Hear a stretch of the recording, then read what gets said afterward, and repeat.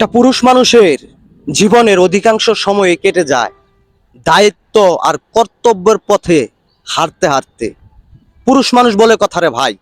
যারা আজকে এই পুরুষ মানুষকে চিনেন না, যে স্ত্রী তার স্বামীকে চিনেন না, যে সন্তান তার বাবাকে চিনে না। একটা বাবা দিনের পর দিন পরিশ্রম করে মাথার ঘাম পায়ে ফেলে আপনাকে একটু সুখে রাখার জন্য, সেই সন্তানকে একটু ভালো জায়গায় পড়ানোর জন্য, ভালো খাওয়ানোর জন্য, সেই সন্তান যাতে একটু ভালো থাকে তার জন্য।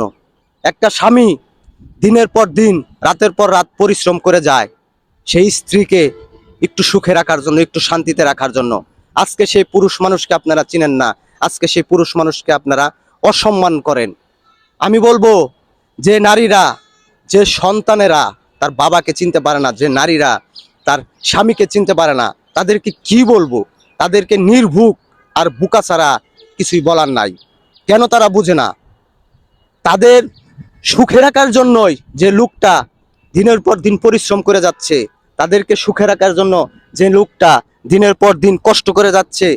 হ্যাঁ, একটা টাকা ইনকাম করা কতটা কষ্ট একটা পুরুষ মানুষ বলতে পারে, একটা বাবা বলতে পারে একটা টাকা ইনকাম করা কতটা কষ্ট।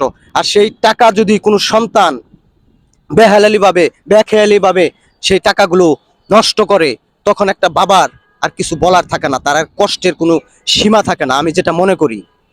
তাই আমি আমার এই ভিডিওর মাধ্যমে জানাইতে চাই যে স্ত্রীরা আছেন, যে সন্তানেরা আছেন, তারা অবশ্যই আপনাদের বাবাকে এবং আপনাদের স্বামীকে সম্মান করুন। কারণ পরিশ্রম কতটা কষ্ট করে করতে হয়, টাকা উপার্জন করে কষ্ট কতটা কষ্ট হয়, একটা বাবাই বলতে পারে, একটা স্বামী বলতে পারে। এমনিতেই কেউ কাউকে টাকা দেয় না। আপনি একটা কথা কেন চিন্তা করেন না? আপনাদের সুখে রাখার জন্যই তো তারা, আল্লাহ পাক তাদেরকে ওইভাবেই সৃষ্টি করছে। আল্লাহ পাক, হ্যাঁ, একটা পুরুষ যখন একটা স্ত্রীকে বিয়ে করে তখন কিন্তু ওই বিয়ের সময় বলে দেওয়া হয় সমস্ত দায়িত্ব তার হাতে। যখন একটা বিবেকবান পুরুষ, তখন সে বুঝে যে আমার সমস্ত দায়িত্ব, আমার স্ত্রীর সমস্ত দায়িত্ব আজকে থেকে আমাকে পালন করতে হবে, তাকে খুশি রাখতে হবে। সেই কথা মাথায় রেখে সে যখন দিনের পর দিন পরিশ্রমগুলো করে যায়, আর আমরা সেটা যারা না বুঝি, আমরা হইলাম সেই বোকা।